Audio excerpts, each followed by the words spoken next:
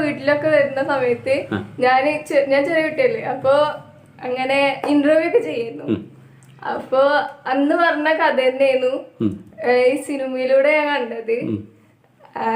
അപ്പൊ ഞാൻ ഫ്രണ്ട്സിന്റെ കൂടെ കണ്ടെത്തത്. അപ്പൊ ഞാൻ ചെറുതായിട്ട് കരഞ്ഞു. അപ്പൊ അവര് ചോദിച്ചു എന്താ കരയാൻ കാരണമെന്ന്.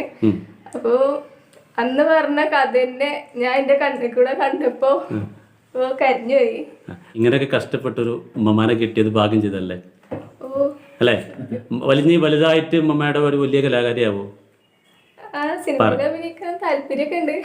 ചാൻസ് കിട്ടിയ പോവും. മറ്റൊരു നടനാണ്. എങ്ങനെ ആശാദാന്റെ ആരാന്ന് പറഞ്ഞേ? ചെറിയ അറിയാതെ ഏതിനാ കണ്ടം പഠിച്ച കോട്ടിലാണോ? ബാലധാരായിട്ട് അഭിനയിച്ചു. ഇപ്പൊ വായിൽ പല്ല് കുറച്ച് പോയെങ്കിലും അഭിനയിക്കാൻ നമുക്ക് ഇന്നും ചെയ്യും അല്ലേ? അഭിനയിക്കാൻ ആരേലും കൂടെ അഭിനയിക്കാണ്ടായിരുന്നു?